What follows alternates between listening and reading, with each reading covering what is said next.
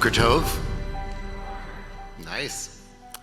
My name is Saul Kaiserman. I use he, him, and also who, shalom pronouns. And I introduce myself in that way because it's great to be in a room with so many of my own mentors and fellow lovers of Israel who care deeply about all the ways in which Israel has influenced our lives and will continue to influence our lives in the years to come. I am the Emeritus Director of Lifelong Learning at Temple Emanu-El here in New York City. And it's great to be here with the current Director of Lifelong Learning and our Senior Rabbi. And I am currently a doctoral student in Jewish education at the Jewish Theological Seminary, and it's great to be here with so many of my cohort who all have completed their doctorates before I did.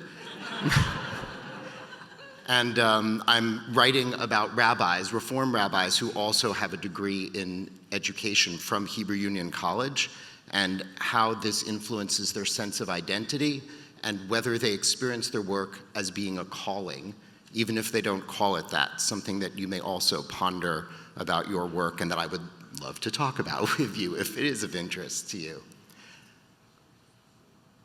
In my work at Temple Emanu-El and before that at Central Synagogue, and really everywhere I've worked as an educator, bless you, love you. I guess I would quote what Rabbi Rabbi said yesterday when talking about applying to HUC and being told maybe Israel is a hotter topic than God, don't include it in your essay. Israel's a hot topic, and it's been very challenging everywhere I've worked to think about how do we teach about Israel? How do we teach Israel? How do we teach love for Israel? How do we teach about the complexities of Israel? And I think for many of us, there's a challenge in this moment in time. There's maybe a sense, an aching almost, of if only we had done it differently, if only we had done it better.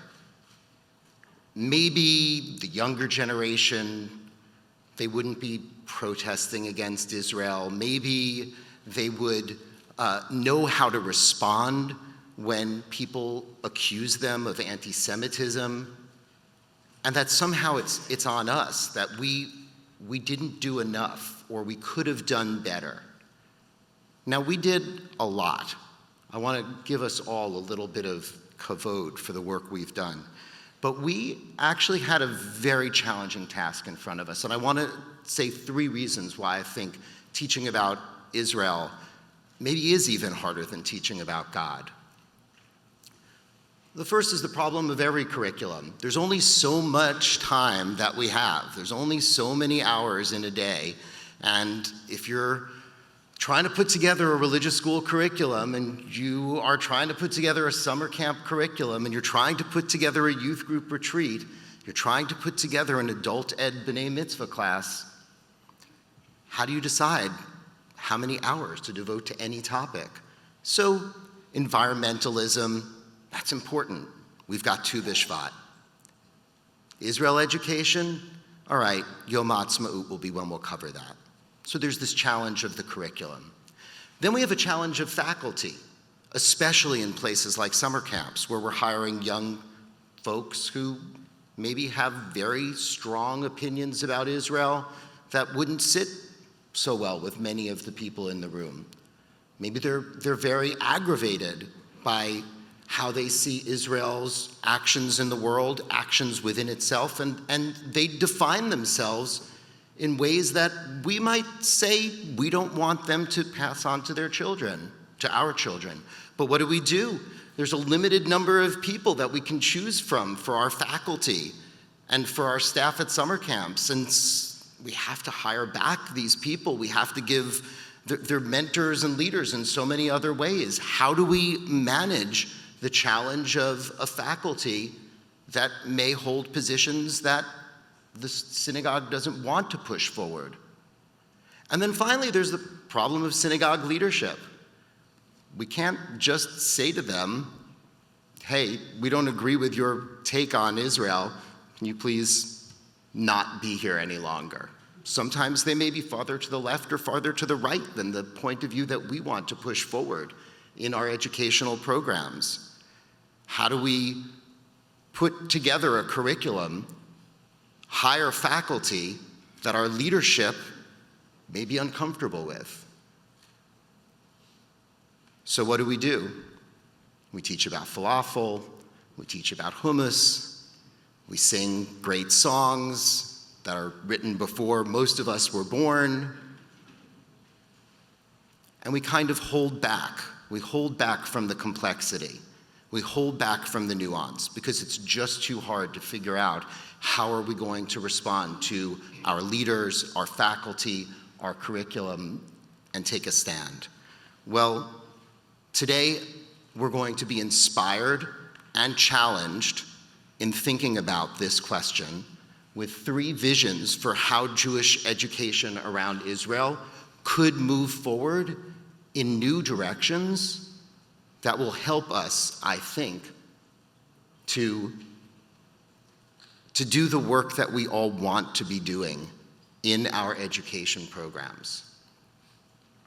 Let me introduce the 3 panelists, and then I'll tell you more about the first to speak. So we have Rabbi Dr. Laura Novak Weiner, RJE, Dr. Lesley Litman, RJE, and Dr. Yehuda Kurtzer. Aren't we in luck?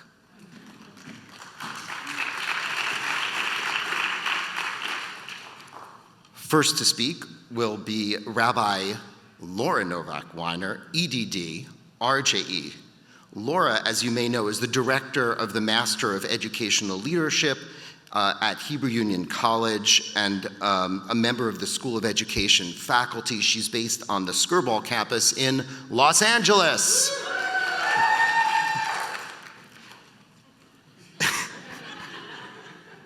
So hard for me not to say, and I'm from Brooklyn. Yeah.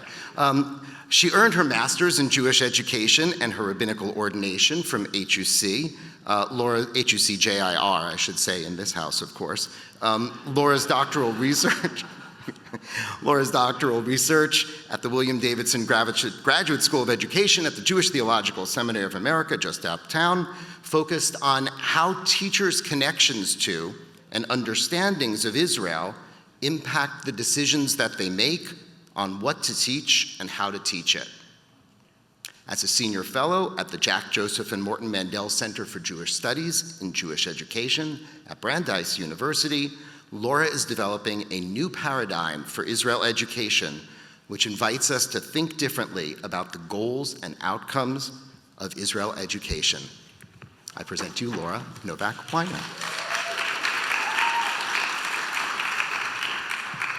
Thank you, everybody. It's a pleasure to be here with you. It's a pleasure to be back in New York City. It's been a very long time since I've been here, and I had a little bit of pleasurable culture shock yesterday, walking the streets and seeing all the faces and the number of people and the sights and the smells. So it was a pleasure, and it's a pleasure to be here with you. So I want us to take us on another trip. So will you travel with me for a moment? We are standing together on the Tayelet, the Has Promenade at the south end of Jerusalem. Look north towards the walls of the old city with the shimmering views of the structures on the Temple Mount, replete with thousands of years of history. Vayom hashlishi, vayisa Avraham et einav, vayar et hamakom merachok. On the 3rd day, Abraham lifted his eyes and saw that place from afar. So do you get goosebumps? I get goosebumps. I remember that moment when I first made that connection between our ancestors' experience and my own, standing on that same land, and I felt it, the history, the connection across time. I felt that Israel was my home too. This experience is recreated all over the land of Israel. We can name the places. Perhaps you're thinking of a landmark, a historical site, a corner of Israel that has special meaning to you. Learning experiences like these are part of an educational approach called Yediat Haaretz, or Land of Israel Studies. Historically, the early settlers in the pre-state period developed this approach as a way for new immigrants and Sabra children to get to know the land of Israel.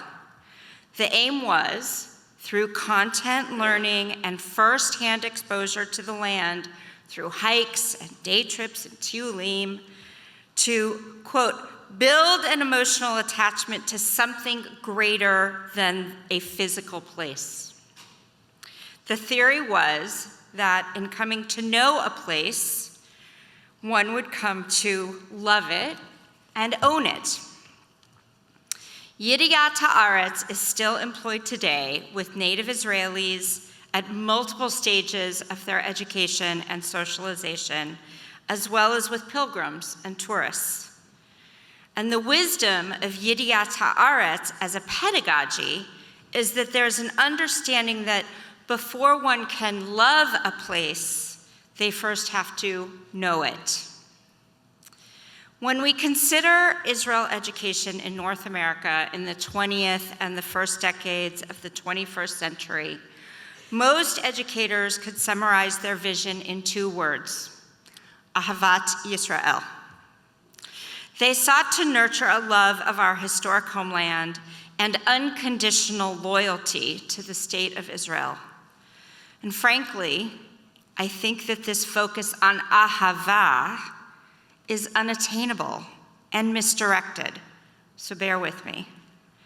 And I believe that it contributes to the challenges we find ourselves facing right now. Let me say more. Our current paradigms of Israel education have been hampered by a number of limiting assumptions. A limiting assumption is a belief that is restricted, untested, and often held as truth. Limiting assumptions prevent us from seeing new opportunities or from seeing how we're missing the mark.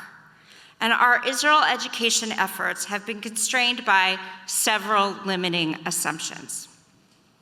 Assumption: Jews need to love Israel before being critical of Israel. Assumption: young children do not have the capacity to understand the nuance and complexity of Israel. Hold on to that assumption because Dr. Litman's going to elaborate on this one. Assumption: to be critical of Israel is to not love Israel. And assumption: it is essential that American Jews love Israel. Well, as the great educator Alan Alda said, quoting Isaac Asimov, "Your assumptions are your windows to the world. Scrub them off every once in a while, or the light won't come in." The time is well past for us to examine this focus on Ahava as an essential element of connecting to Israel. And even prior to October 7th, we were hearing and seeing these rumblings, and now even more so. So let's take a few minutes to consider what I see as 4 pitfalls of Ahavat Yisrael as a pedagogy. First, an actual pedagogic pitfall. While our aim has been to develop Ahava, love, our curricula can routinely focus on information about Israel. We have a misalignment between a cognitive learning process, information, and emotional outcome, love. We cannot control outcomes such as emotions or even opinions. If our goal is education, we need to aim towards learning and questioning, developing understanding, and finding meaning, not indoctrination. A conceptual pitfall of Ahava as a pedagogic approach. we have been singularly focused on Ahavat Yisrael. Do you or don't you? But like many relationships, it's complicated, right? We're forcing people into a binary choice. Either you love Israel or you hate it, you're indifferent to it. Our communities are troubled and being pulled apart by this binary. And is this what we're seeing right now, post-October 7th? A relational pitfall. We hear disillusioned Jews who feel that they have been lied to about Israel and Zionism. We didn't teach the challenging aspects of Israel's story. While we do not yet have empirical evidence about the pervasiveness of this attitude, many of us can bring to mind a young person who has expressed such frustration and a sense of betrayal. Our collective experience confirms that this is a reality in our communities. They feel that their educators, rabbis, cantors, teachers, parents lied to them, and they are hurt, angry, and struggling. And finally, a values-related pitfall. Our singular focus on the value of Ahavat Yisrael has not created space for Jews to maneuver when Ahavat Yisrael, is in tension with other Jewish values. B'Tselem Elohim, Tikkun Olam, welcoming the stranger, even freeing the captive. If we have inculcated Ahavat Yisrael as the way to demonstrate loyalty to Israel, and to express otherwise is disloyal, then where is the room for navigating these other worthy and laudable Jewish values that come into tension with love of Israel? Why do we marginalize Jewish community members who are davka living out their Jewish values? So Ahavat Yisrael is not exclusive from Yediah. And I want to say that we should return to this concept of Yediah that our founders in Israel started with. In Jewish tradition, the concept of yada, knowing, is not limited to sexual intimacy. It is much, much more. Knowing is mutual and multidimensional. Humans come to know each other in a variety of ways. It is about showing concern for, entering into a covenant with, being familiar with, and understanding the reputation of another. Knowing in our tradition is also transcendent. We come to know God, and God comes to know us, as we read in Psalm 40, Adonai Ata Yadata. The Mishnah Torah explores the practice of Yidiat Hashem, coming to know God, as an ongoing process of questioning, expressing doubt, and uncertainty. David Brooks, in his new book, How to Know a Person, he describes the process of knowing as illumination and accompaniment, about asking the right questions, having hard conversations, and always holding each other with empathy. Drawing upon the wisdom of Yidiat Haaretz, Israel, land of Israel studies, of our own textual tradition, and upon my beliefs about teaching and learning, I believe that our Israel education should aim for learners to know Israel. And I'm calling this paradigm Yidiat Yisrael. Yidiat Yisrael more accurately reflects the type of knowledge, understandings, and connections our learners need. Again, it's not mutually exclusive from Ahavat Yisrael. It may lead to Ahavat Yisrael, but that's not the primary objective. Yidiat Yisrael aims for learners to find and navigate their own meanings and connections with Israel as a historic homeland, as a global diverse Jewish community, and as the modern state. Yidiat Yisrael aims to build understanding. Dr. Litman and I draw upon educators Jay McTighe and Elliot Seif, who say that we need to, quote, help students go beyond learning facts in order to develop deeper understandings of the world around them and the diverse global society in which they live so that they can flourish in an unpredictable world.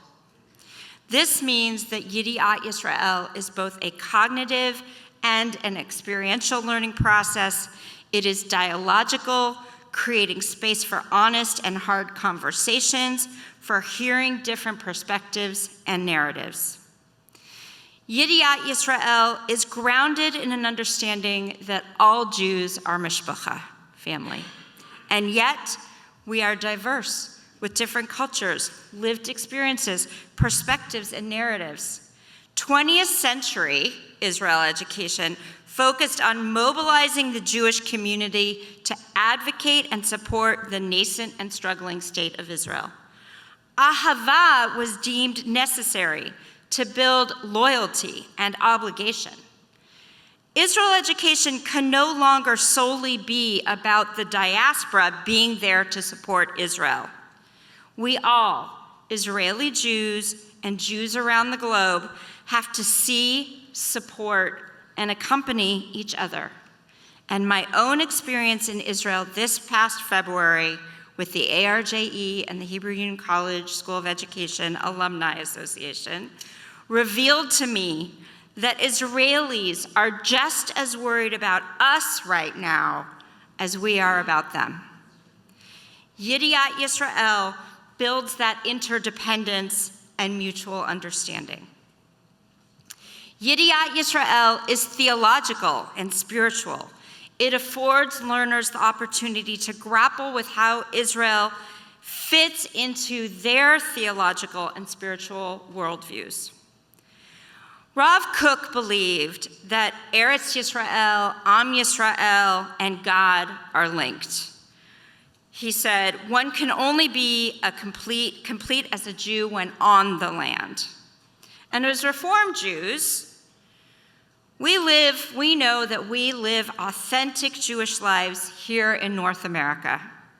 Nevertheless, Rav Kook speaks to a Yidiat Yisrael paradigm and challenges us to create opportunities for learners to discern what the land of Israel means to them and how it is or is not part of their theological and spiritual lives.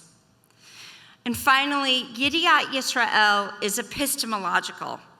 Knowing Israel helps us understand the world and our place in it. As Quaker educator Parker Palmer writes, quote, the knower, the known, and their relationship are formative in the way an educated person not only thinks, but acts. The shape of our knowledge becomes the shape of our living. The relation of the knower to the known becomes the relation of the living self to the larger world.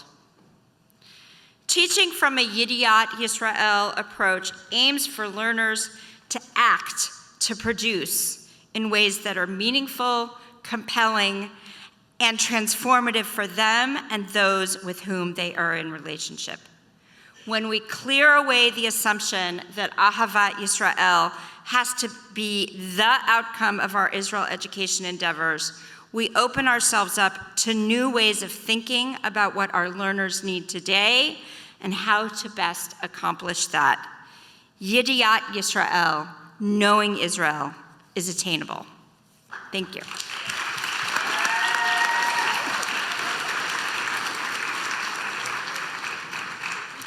Thank you, Rabbi Doctor.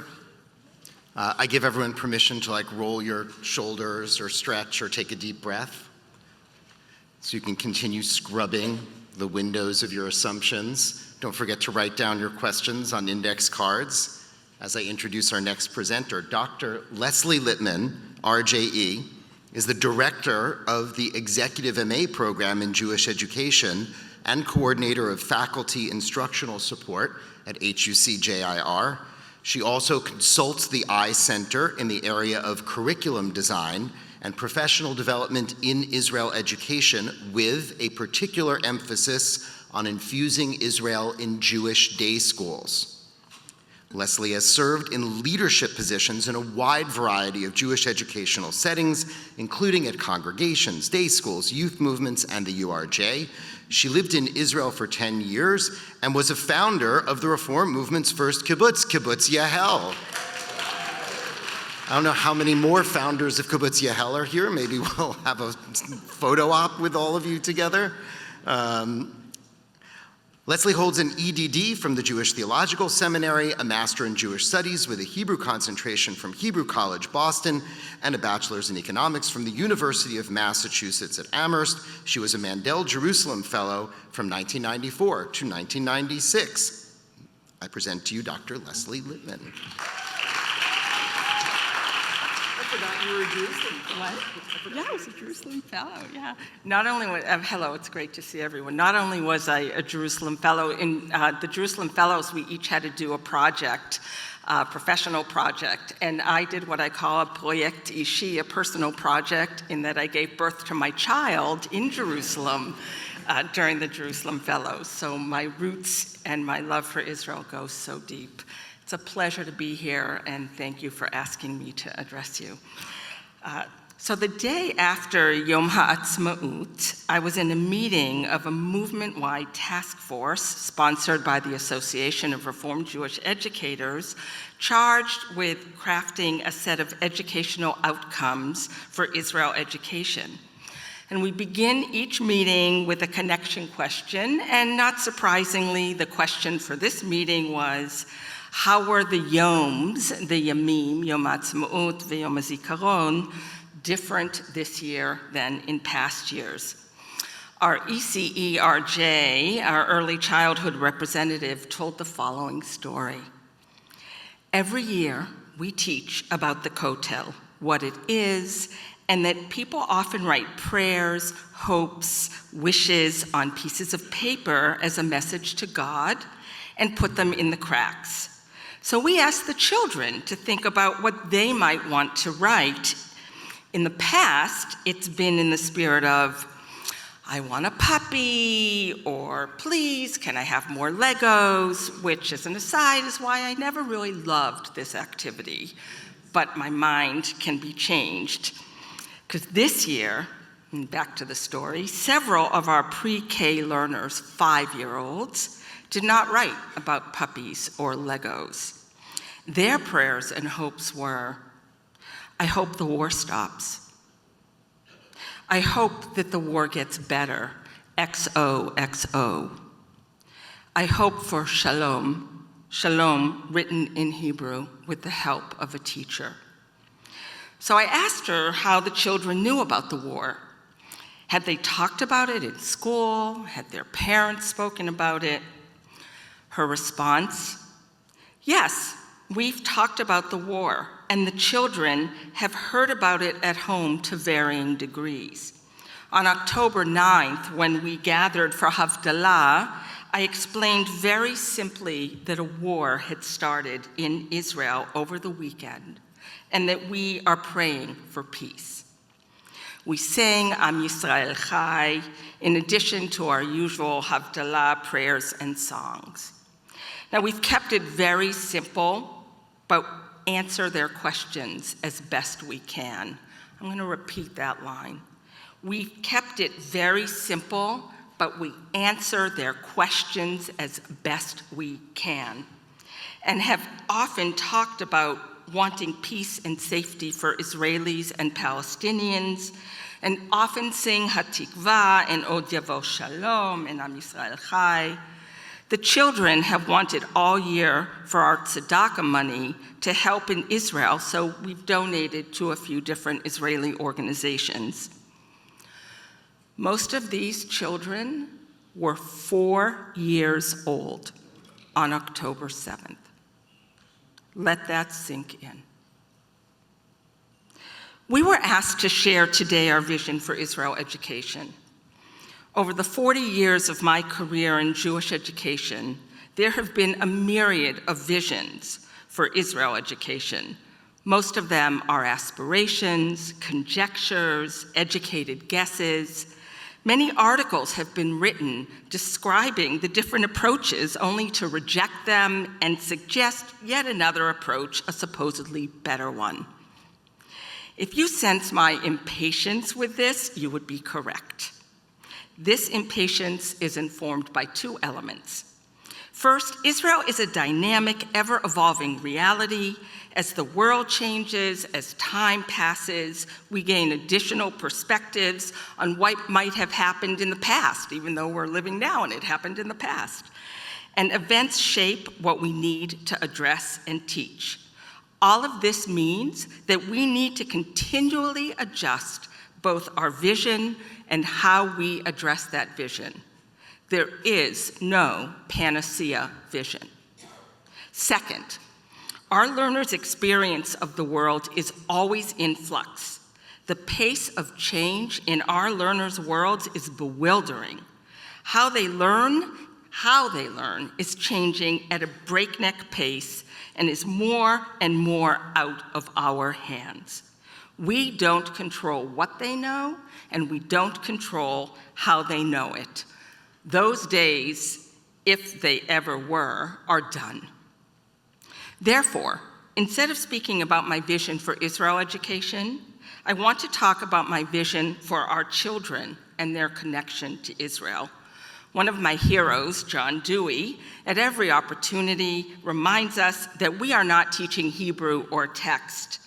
We are teaching people, human beings of all sizes and ages. And as important, we are not teaching these humans of all sizes and ages for some unknowable future. We are teaching them for now, for the present. The common refrain, when they go to college, they should know, misses the need right in front of us. It's not that college is unimportant, it's just that, well, first, no one can remember something learned in 5th grade or 7th grade or even 10th grade and pull it out at just the right moment as if it's loaded and ready for fire. Second, the learners in front of us in this very moment, no matter their ages, have needs and questions and desires right now for the present. We must take those needs seriously and meet them with gravitas and respect. Yes, with 4-year-olds. Now back to our story. These 4- and 5-year-olds, they got it. Their connection with Israel is real. It's strong.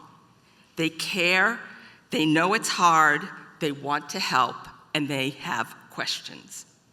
What do we learn from this story about Israel education?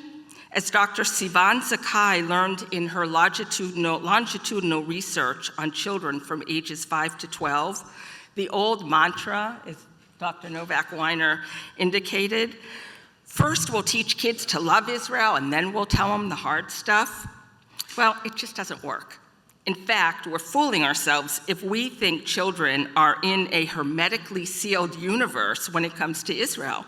And we do them a tremendous disservice when we don't take their capacity for complexity seriously, even at a very young age. So here's a coda to the story. The other story, my colleague says, from this year is that we had a live stream of the kotel going on a big screen so the learners could see the real thing. One of the learners entered the classroom, saw it, recognized it immediately, and got very excited, saying, "Oh, I don't see any fighting. Did the war stop?" So I went to the map with her and showed her where Gaza is and where Jerusalem is, and told her most of the fighting has been in and near Gaza, and said that no, sadly, the war has not stopped.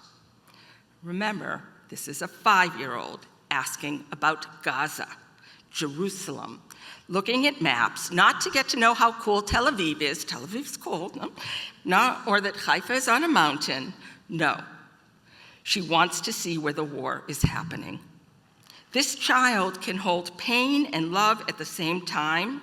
So can our second graders, our fourth graders, and so on. So it's most common to pay attention to teens and young adults when we talk about serious Israel education. Again, in my estimation, this is a myth. Not digging in and paying attention to the youngest learners is done at our own peril. The literature on caring in education suggests that when we care about learners, we bring them learning that is rigorous in the best way. And I can hear the refrain, but in supplemental education, we don't have time for rigor. We'll do rigor when they're older.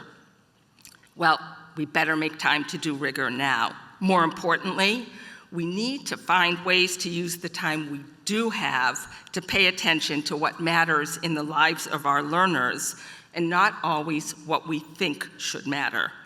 Yes, this may sound a little radical. What if they don't know all the Jewish holidays or haven't studied the full life cycle? So my question is, what if they don't have the tools with which to think about what they are encountering in the world right now? I'm not talking about information bites. I'm referring to their ability to absorb what they're hearing, seeing, encountering, and make sense of it for themselves, wherever they are developmentally. Some of you may be asking, well, what about cognitive knowledge, information? Don't they need to know? Don't we need to tell them as much as possible about Israeli history?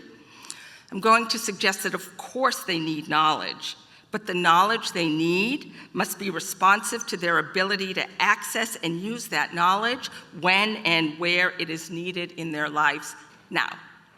So my vision for our learners when it comes to Israel education is that they develop what I'm calling Israel habits of mind.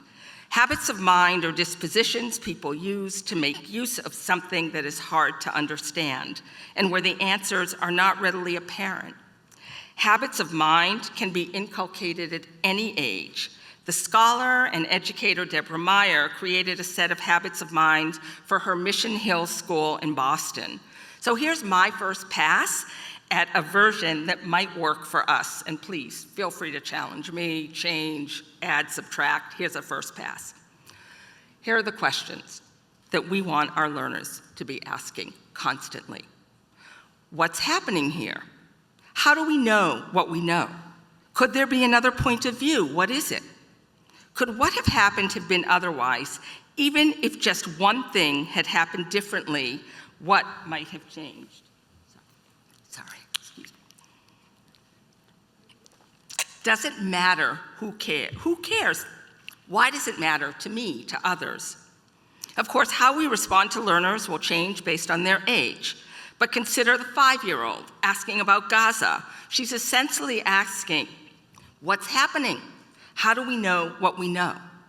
Or for a 5th grader, a 10-year-old, wondering about who is indigenous to the land. In their words, perhaps, how long have Jews lived in Israel? Perhaps people say that the Palestinians are there longer. Is that true? How do we know what we know? We might look at some maps from biblical times. What are the borders of the land in the Torah? When did the Jews start living there and where did they live? Who else was living there at the time? What was the area called? Look at maps from the Roman period when the name Palestina was used for the same area. Could what happened have been otherwise? What if the Romans had never used the name Palestina to apply to the territory they conquered? What if they kept the name Judea? In other words, the habits of mind questions open up learning based on questions learners are bringing to us and then reframing them in a consistent set of questions along with tools for exploration. So this leads me to my final thought for today, having to do with the adults who are interacting with our learners of all ages. In the story I shared, the Israel education worked because it was, number one, embedded and ongoing. The live stream, regular tefillah, Shalom Medina, songs, and so on. Second, an adult was present who could hear the question and take it seriously. And third, who knew how to access this, what I call just-in-time learning need, at the right moment to provide what's needed. This teacher, my colleague, was present, capable, and confident. Not necessarily all-knowing, by the way, but rather confident in her ability to meet the child's needs. My vision then includes teachers who are also learners. They too need to develop and embrace Israel habits of mind. This is a true challenge, one I will not try to resolve right now. Tracy, that's for next year. So, toda rabba.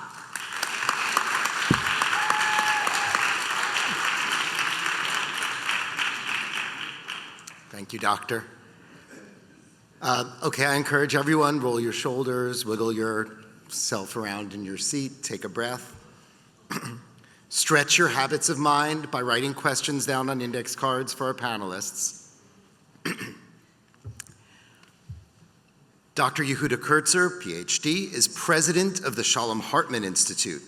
Yehuda is a leading thinker and author on the meaning of Israel to American Jews, on Jewish history and Jewish memory, and questions of leadership and change in American Jewish life. Yehuda led the creation of the Shalom Hartman Institute of North America in 2010 as a pioneering research and educational center for the leadership of the North American Jewish community, and teaches in its many platforms for rabbis, lay leaders, Jewish professionals, and leaders of other faith communities. He is the co-creator of the Shalom Hartman Institute's I Engage project, which seeks to bridge between Israel and world Jewry through content, curriculum, and cutting-edge educational programs. And you may know him best as the host of Hartman's Identity Crisis podcast, which can be found at identitycrisispod.com, and I highly encourage you to listen to it. Dr. Yehuda Kurtzer.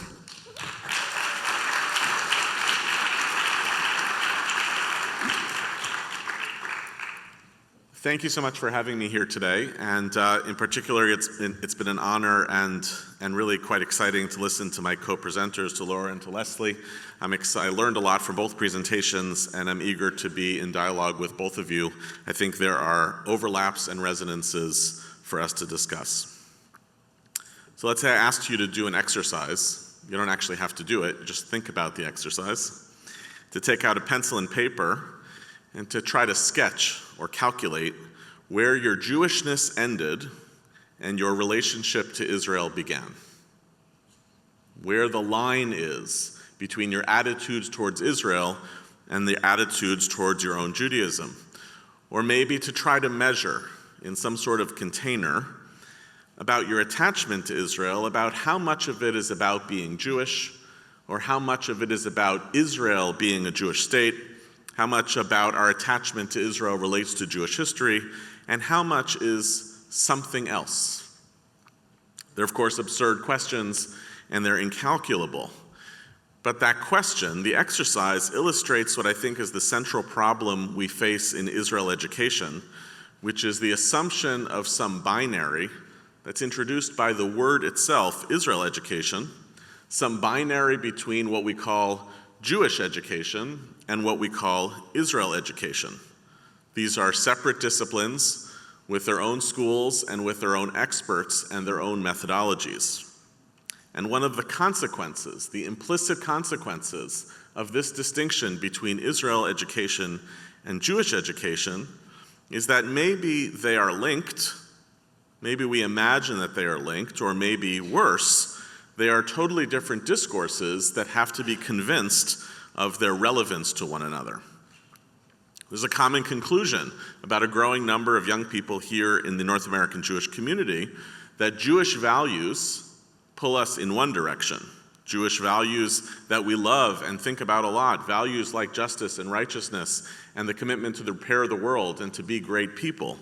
Those pull us in one direction, and that support for Israel, the work of politically and materially supporting a militaristic and right-wing nation state in the Middle East, pulls us in a different direction.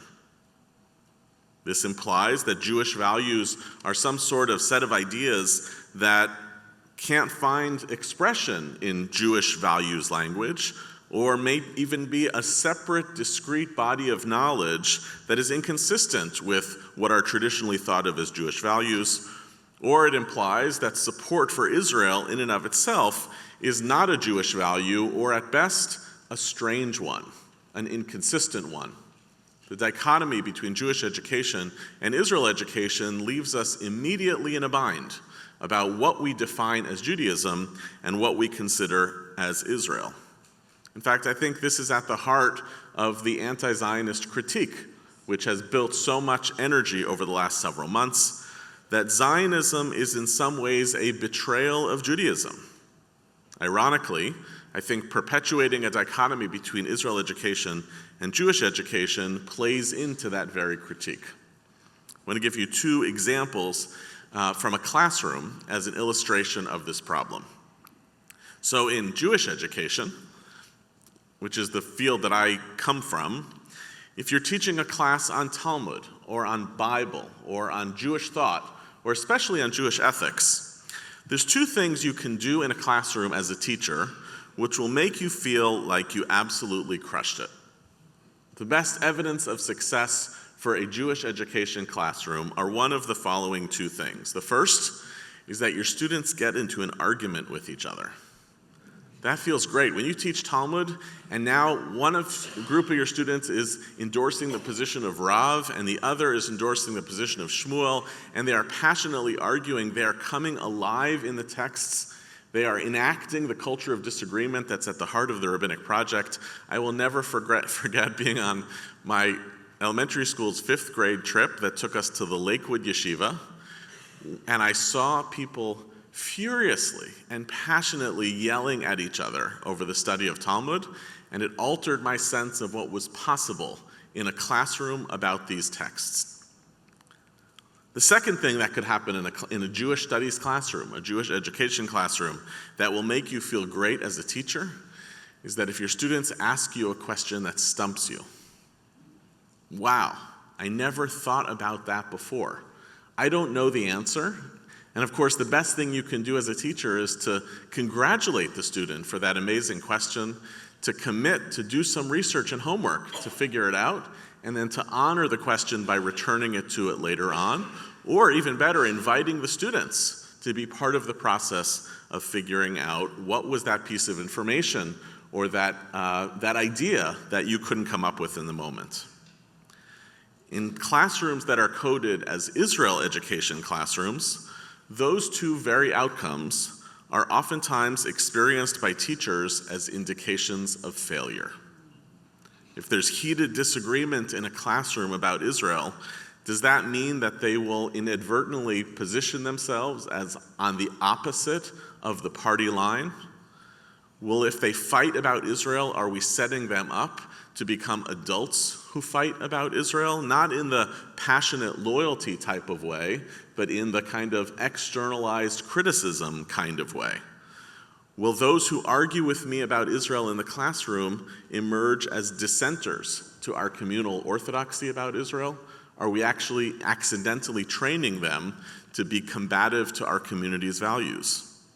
If students stump the teacher about something about modern Israel, did I inadvertently let on that my Ahavat Yisrael, which you referenced before, can't pass a fact check? I love Israel, but I don't actually know that much about it. Have I shown my students, if they stump me, that the people who hold our position don't know what they're talking about? And consider the fact that Israel education sometimes seems so strange relative to Jewish education, especially in schools, because we don't actually know which discipline it's in. It's not Bible, it's not Talmud. In Jewish day schools, one of the strangest things that happens is Israel education is considered a priority by the school, but it's not totally clear who's responsible for it. Is it the Hebrew teachers? Well, why? Because they come from Israel? Is that really how we code expertise? Is it the extracurricular activities? Is it the cafeteria curating a certain body of food because that codes as Israel? And I see it oftentimes, this dichotomy between Israel and Jewish education shows up in Hartman classrooms, because we'll run a seminar, let's say, for 150 college students, and it's titled something like Jewish Values in the Israeli-Palestinian Conflict, and they walk into our Beit Midrash, and they ask, why am I looking at Genesis 12 and Exodus 19? I thought we were here to talk about Israel. Incidentally, this is the same divide that shows up in the rabbinate around the Israel sermon. The reason the Israel sermon invites so much danger and concern, the death by Israel sermon phenomenon, which leads oftentimes rabbis to say, I got to be careful about when I don't speak about Israel from the pulpit, has the implicit encoding of the same phenomenon. Israel is a political concern, a set of political questions that somehow doesn't fit within the rest of what we do from the pulpit, which is speak about this thing called Judaism. And when we look at the criticism that's going on in Jewish life, we notice that actually the hardest critique for our community to engage is not, I don't know that much about Israel, and it's not even, I disagree with its politics. The hardest critique our community has to engage right now is, I have Jewish values, and those Jewish values make me have to stand in opposition to Israel. My Jewish values that I have learned from credible and sincere Jewish educators have convinced me that Judaism is opposed to the modern state of Israel. This is not really a rebuke of Israel. It's not really even a rebuke of the person who's saying it. It's actually a rebuke of North American Judaism and our education system, that someone could come to that conclusion about Judaism itself. That Judaism itself speaks in a value language that cannot assimilate and cannot coherently make sense of the modern Jewish state of Israel. Now, the good news and the bad news about what I'm describing today, this untethering of Jewishness and Israelness, especially in the business of education, is our continuation of an old problem. Gershom Shalom wrote about the paradox of Zionism, that Zionism was at the same time a story of the continuity of Jewish history and a moment of radical change. We know that. We feel that. There are ways in which Zionism continues Jewish history and ways in which it constitutes a rupture. And what our education system is essentially signaling is that we've chosen one side in that debate, that Zionism is basically a rupture. By segregating out Israel education as something different than the rest of Jewish education, we're simply picking one side in resolving that paradox. This story, this separation of Israel education and Jewish education, also hints at fears by Jewish thinkers from a century ago. Thinkers like both Ahad Ha'am and Franz Rosenzweig, that when Zionism would achieve its political aims, building a nation state for the Jewish people, it might inadvertently forget about its spiritual concerns. All we would have, both Ahad Ha'am and Rosenzweig warned, if Zionism exclusively a political project for the Jewish people, all we will have is a nation state with crude politics. We would not solve the essential Jewish problem of what does it mean to be alive in modernity, heirs of our tradition, needing to bring the spiritual and cultural dimensions of our people and our heritage into dialogue with the modern question of what it means to be a Jew. I think Rosenzweig and Ahad Ha'am feel like prophets today, that Jews have come along, in fact, eager to revive the moral discourse of our people and spiritual concerns and find them to be at odds with the way that Israel becomes encoded in our public discourse. I have Judaism, majestic, interesting, spiritual, and moral, and I have Israel, something different. The critics of Israel education are oftentimes right that our community's version of Israel education is advocacy and not real education. I think this was said by both of the speakers before. And the thing that feels saddest about this to me is that it feels like a huge missed opportunity about what it means to live at this era in Jewish history. We are living with the possibility of the most interesting questions that Judaism has ever faced, and a period of time in Jewish history when the answers to those questions are not theoretical. When the Kuzari in the Middle Ages asks at the time a theoretical question of what it means for the Jews to be so morally pristine because they have never had to rule over others, he's asking a question that Jews throughout history dreamed of having to engage and answer. When Jews throughout the rabbinic period wonder about what it would mean to actually control a public square, those become really theoretical, interesting Talmudic texts that become relevant in the 20th and 21st century. When our Jewish philosophers over the last several centuries since the beginning of the Enlightenment wondered about whether Jewish values and democratic values could interface and intersect with one another, our experience of the modern state of Israel has made those questions move from theoretical exercises to the real questions of Torah. And all of those on power and democracy in a public square, that's the stuff that should be reshaping Jewish education. Those are the most important Jewish questions of today, and they should be reshaping Israel education in ways that they merge together as one. There's so many interesting curricular models to this. I have a fantasy about a whole day school curriculum that doesn't start with this section of Jewish knowledge and another, but focuses on essential questions of Jewish life that allows us to both study ancient and modern texts woven into one, so our students understand that the concerns of Genesis 12 are also the concerns of Jews in the present. I wish Israel education could be something like moments in Israeli history, like in the writing of the Khan Commission that Aharon Barak wrote in the Israeli Supreme Court, who in response to the Sabra and Shatila massacres weaves together biblical texts, rabbinic texts, and the experience of the Jewish present to make an argument about who the Jewish people are and what the state of Israel should be in the world.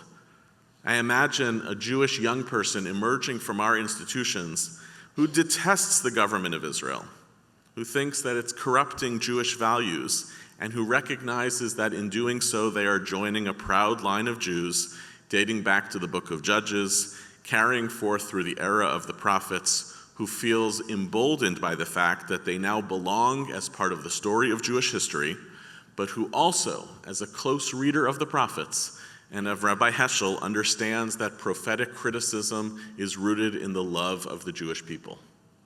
That would be a sign that Israel education and Jewish education were actually the same thing. I want for Israel education the same thing that I want for Jewish education, that these disciplines are both merging together in pursuit of Jewish wholeness. There's something so radical about the experience of the last 100 years of the whole self of the Jewish people becoming something totally different with the experience of the modern state of Israel, that we have an opportunity to integrate our political selves and our spiritual selves in ways that move us back into the experience of history. I oftentimes say this feels like, I don't have any comparisons personally, but it feels like this is pretty much the most interesting time to be alive as a Jew. The state of Israel should be forcing us to rethink what it means to be a Jew, and being Jewish should be essential in how we think about what it means to relate to Israel. Jewish education should not primarily be about the past, nor should Israel education be primarily about the present. It's time to close that gap. Thank you.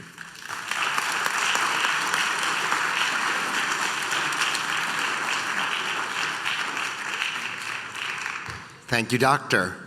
Okay, so now's your chance. Make these folks feel like the good teachers that you just saw that they are, and honor them by writing your questions down on index cards so that we can answer them. We're going to come sit up here. Use this as a moment to jot your questions down so that we can present them to our panelists.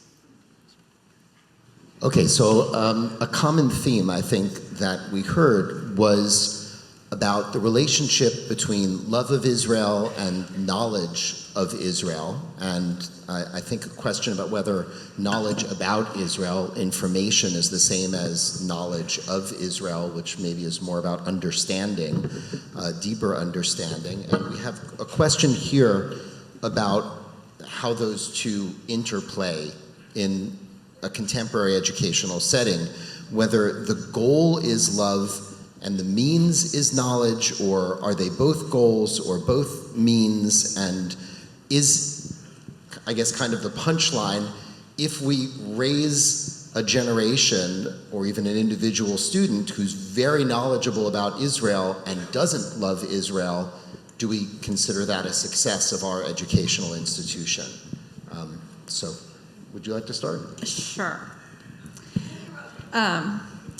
So first, I want to thank my colleagues for this conversation. As Yehuda just said, we're all swimming in the same swimming pool, which feels really great. I would say that in education, you cannot actually assess for love. We can create, we can sort of set a table and create opportunities for learners to explore and consider what their emotional reactions are or feelings are about any particular thing, whether it's a piece of text or Israel or a relationship with a character in Jewish history, connection. And we can have them explore that, but there's no way that we can guarantee that love will be the outcome, right? So that's part of I think our challenge, is that we've set ourselves up with a goal that we actually can't guarantee achieving, or even we can assess for, kind of. Like, how do you know you love something? Because, I mean, right? Like, we each experience that in different ways, right? As opposed to being assessing for knowledge and understanding and be able to see what different perspectives are, different understandings are, right? So I actually don't think love is the ultimate goal, not because love is a bad thing, but because we can't actually guarantee that we're going to get anybody there. I can't guarantee that I'm going to fall in love with New York City just as much as I can't guarantee that my learners are going to fall in love with Israel. I mean, I think there's two other problems with Ahavat Yisrael as love of the state of Israel. One is that, kind of strangely, many of the people who use the term Ahavat Yisrael and use it as a blunt instrument against other Jews.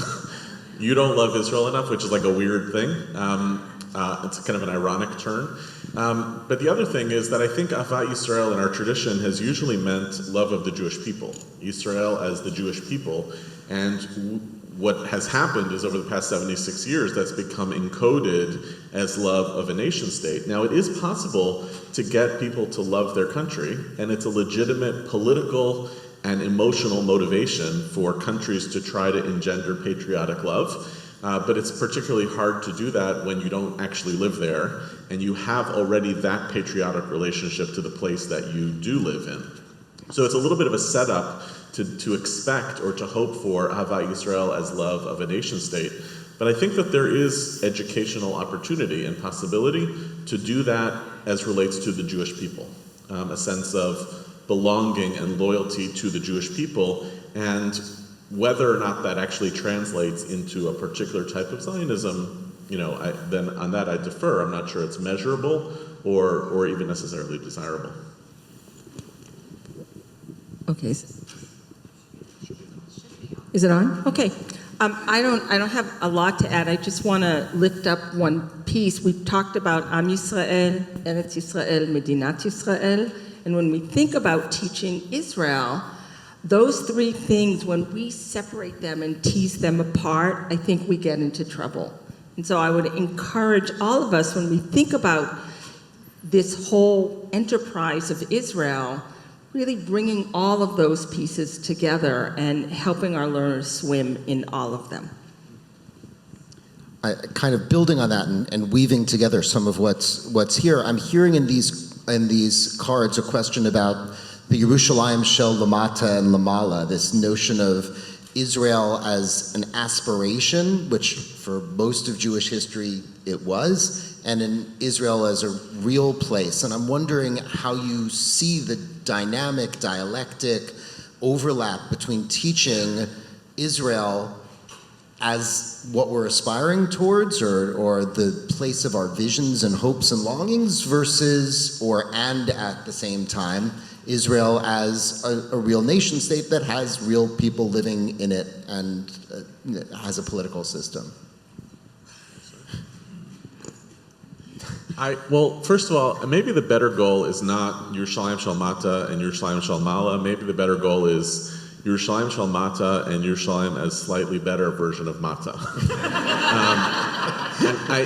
I really think like the whole idealization story, we know all of the consequences of the idealization of Israel in our educational system. I couldn't agree more about what you said about young people and their capacity to, as including very, very young, their capacity to understand that it is a complicated place and an imperfect place, and to lean into Yerushalayim Shel Mata-ness as a major piece. But I also identify with what we need to do to help our learners understand their own agency in being part of a process by which the state of Israel gets better. So the way I like to frame it is that Zionism, until 1948, was a pluralistic conversation about imagination. Israel didn't exist yet, and so you have widely differing views about what it's supposed to look like. And then in 1948, we make a collective and I think catastrophic decision about Zionism, which is now Zionism is not a conversation about imagination, it's a conversation about loyalty. And it's very, very hard to invite people after 76 years to continue to be loyal to something as it is. You can always continue to invite people into a process that is trying to envision its future, but to do that, we have to let go a little bit of teaching about Israel and Zionism as about understanding what is and support for what is, and actually giving people tools and lanes to say, how might we participate in making Israel a slightly better version of Shel Mata? Thanks. I'm going to put forward a kind of practical question. And this comes up in a couple of these cards here. There's folks, especially young folks, who are feeling very alienated right now. All three of your presentations incorporated the possibility of critique, loving critique, alienation as part of an educational approach. When we're trying to communicate with folks, especially religious school faculty, who maybe are saying, I'm anti-Zionist, or our former religious school students, current college students who are participating in protests, what are the right ways to bring these kinds of approaches that are more all-encompassing about Israel, and say we can be on the same team, we can be on the same side? How do we show them that their anti-Zionism is in fact a Zionism, if that's the way that we're going to frame it? I'll try and jump into this one. I actually think that it's very much to what Lesley said in terms of being with those people those young people in their questions and their pain and their hurt and their feeling of being exiled from the Jewish community right now, and seeing them for who they are and what their questions are. And I imagine it's sort of like many of us educators and rabbis and cantors in this room have like had that moment of, the young person coming and saying, I don't believe in God, right? And you say, well, tell me about the God that you don't believe in, because I don't believe in that God either, right? Right, so tell me about the Zionism that is troubling to you. And I imagine that many of the elements of the Zionism that is troubling to them is also troubling to us, or to me, and that I want to help redirect them to see that what they believe about the self-determination of the Jewish people is probably in alignment with their Jewish values. And I think all three of us said this, that those young people, they are our young people, I should say, our young people, are really struggling with their Jewish values, right? They are living out what we taught them, that all humans are created in the image of God, right? And they are fighting for that and that belief. And so we have to both lift them up and hold that as a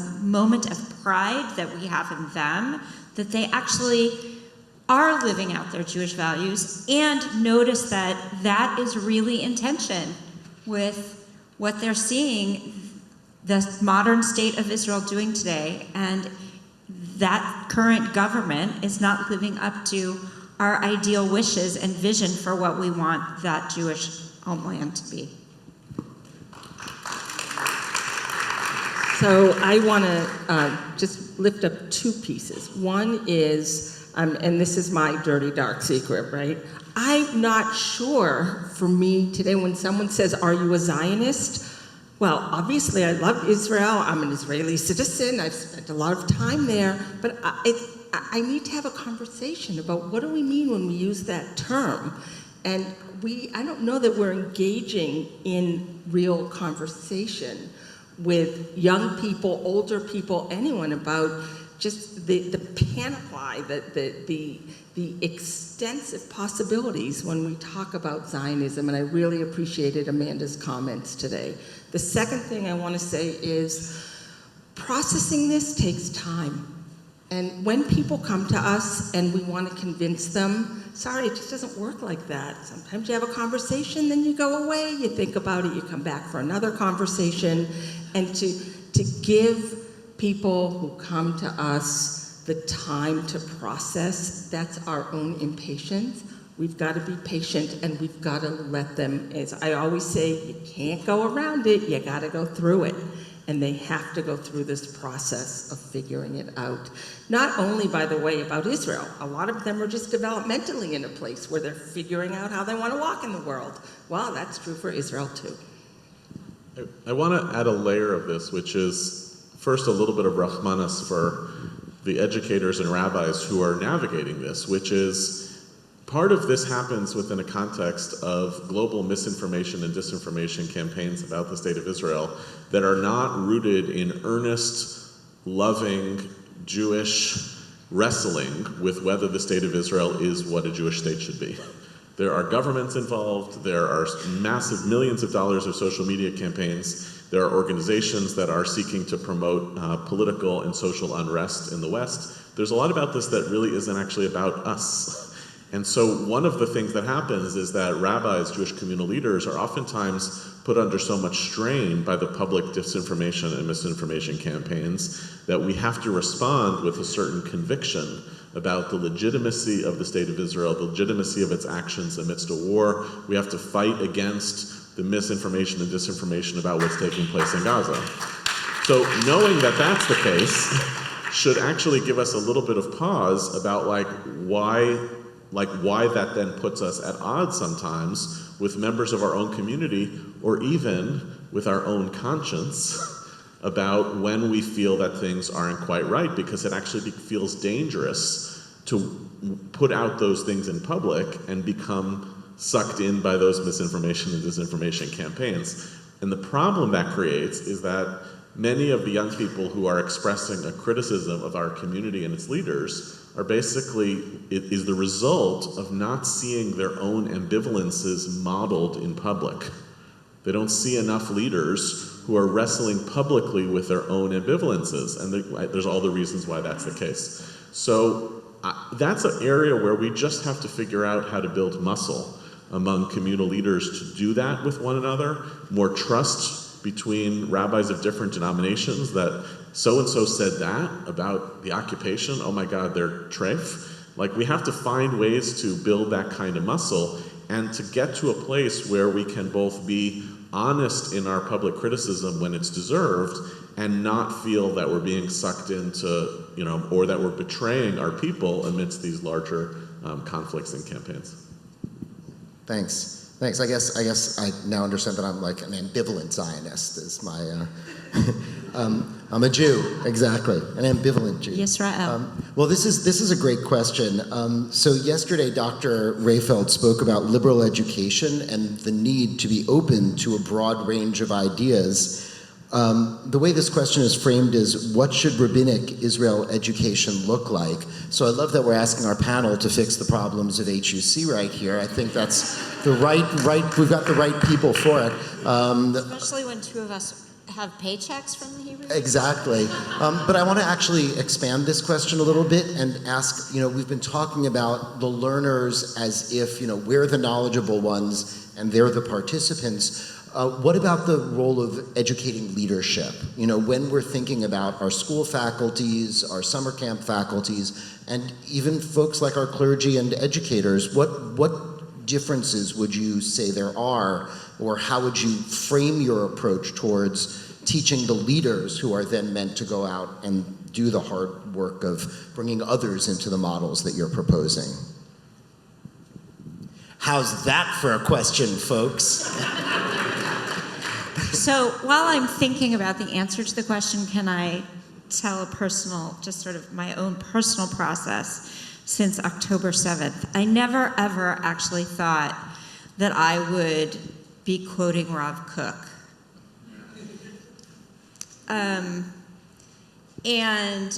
Actually, it was Lesley back actually right after October 7th who you said to me when we were sitting together in Boston, you said you should read Rav Kook, go back and read Rav Kook. So thank you, my friend. Because I don't believe that my life is only full in the land of Israel, right? My husband and I made very conscientious decisions to live our lives as Reform Jews here in America, particularly in California. But I realized that after October 7th, that there was something really pulling on me around what had happened, which was that I was realizing in my own process of reflection and learning and struggling that Israel holds a very deeply spiritual place for me that I didn't realize it had. And that a lot of my own frustration and pain in interacting with mostly with non-Jewish community was them telling me that that wasn't true, right? That that Zionism is this modern political movement. And I was saying, but no, this is me in my guts. This is my neshama. This is my people back to Abraham, right? So I think that part of the leadership training is, and this is actually connected to my own research that I did for my dissertation that Saul's going to get through. We're in the same doctoral cohort, so I'm part of that cohort that's cheering him on. That in order for us to actually teach about Israel to other people, and whether they're 4-year-olds or 30-year-olds in rabbinical school, we ourselves have to understand what our own connection to Israel is and how to articulate it. And we have to help them learn to articulate what that is for them and know that it's going to be dynamic for them. Just like I came at at this age that I am now to realize a totally different understanding about my connection to Israel. It's dynamic for our learners and our camp counselors and our students at HUC. Their relationships with Israel and understanding with Israel are dynamic. And they change and they grow and evolve. And so I think both to answer the original question and your own is we have to give people, those learners, the opportunities to engage in that conversation and exploration rather than indoctrination. I have a somewhat unhinged answer, so I want to give it and then give you opportunity for the last word so it doesn't end on this unhinged answer. I feel very strongly about this, that there's two separate things. There is what happens in a classroom, and then there is what happens in the process of ordination. What happens, I believe any classroom, especially in rabbinical schools, should be places for deep exploration and questioning and debate about anything that we're studying, whether it's Talmud or Jewish history or the state of Israel or democracy or whatever happens in the context of a classroom. Those have to be places of deep and rich exploration. But ordination itself is the decision by any movement or any denomination to confer a status of authority that is rooted in some amount of doctrinal commitments. Doesn't matter what denomination you're in. I think the decision, basically, I think the implicit decision by the Reform and conservative movements over the last number of years to not enforce a doctrinal commitment, baseline commitment to Zionism and the state of Israel. And that happens because it's very clear that students are not committed to that doctrinal commitment and are being ordained. That decision, what that means is that the Reform and conservative movements have basically said it's not a doctrinal commitment of the movement. And I feel that that's a massive historical change that happened largely, I think, for market economic reasons. We needed rabbis, but I think it's a massive mistake. Or if it's not a massive mistake,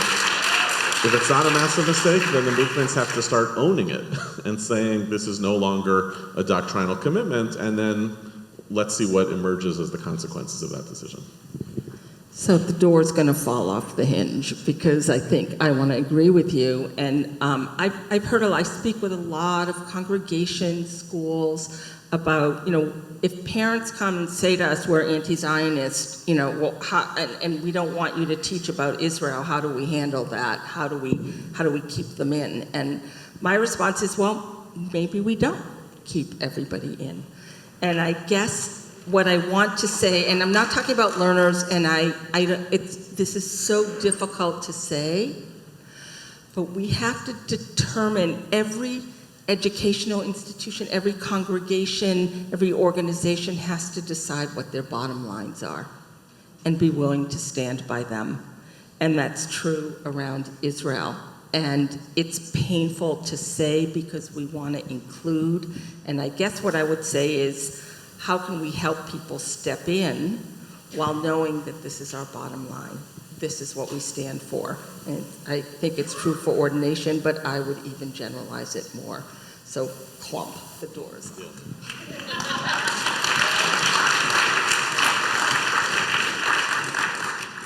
Okay, I'm going to, instead of using the next few minutes to summarize, which seems nuts, I'm going to do a lightning round question for the three of you. So this is a question of mine, really. In many countries, the goal of teaching about Israel is aliyah, as seen as that's what we're really teaching towards. The highest level of this is you're going to want to move to Israel yourself and raise your family there. And, as a former Jerusalem fellow, one of the ways that the program was almost considered a failure by Mort Mandel was because too many people were making aliyah and not going back into the diaspora to work and be in the communities out there. So I'm wondering how each of you sees the relationship between aliyah as an educational outcome and Israel education. I, as a Reformed Jew who believes that you can make and live a fully authentic Jewish life outside of the land of Israel, says that Aliyah can be sort of part of the conversation, but it is not, for me, it's not the ultimate goal, because, I actually was a recipient of that kind of education, and I remember my educators, one of my primary educators was one of the founders of Kibbutz Lotan. I remember him, saying, goodbye, I'm moving to Lotan. And I was like, what? But I think that as Reformed Jews living here in North America, we can put that as an option on the buffet of what does it mean when you know Israel? What does that mean for you and your connection to Israel and your relationship with it? And make your own choice. Agree. So, as a Reformed Jew, I guess. Maybe an ambivalent Jew, I'm not sure. So as someone who made Aliyah, and he's here, I have been living for a long time, but I actually thought you were going to ask a different question, so I'm going to answer it. How I could be on the Today Show, Good, right? yes, we like that, I thought you were going to ask about travel to Israel and the role of being in Israel. So I'm going to take Aliyah off, for now, off the table. I think that's a 1980s question. Go ahead. But the travel to Israel, and we tend to wait for people to go to Israel when they're teens, on birthright. And I think there's a little bit of a miss, because I think being in Israel is like, that's it. That's the end all and be all, because you walk through a place and it walks through you. And it's intangible. It's the most powerful. And I want to just advocate here that we think about how we can take families with children in elementary school to Israel. I've done it a few times. I've watched entire families transform. When you take the kids away from their parents when they're young, or when they're teens, and send them off, Israel becomes a countercultural thing. But when we bring them together at a time pre-bar mitzvah, we create a bond and a cementing in an experience in which Israel runs through the family and through the people. So I'm going to push us to think about how we, and now it's a little difficult, but how we get people to Israel as young as possible and in family units. Well, that's great. Thank you. All right. I know that Nimrod will be happy to answer any questions about planning family trips to Israel. I want to thank all of you for participating in this, and won't you please give a round of applause to our three panelists.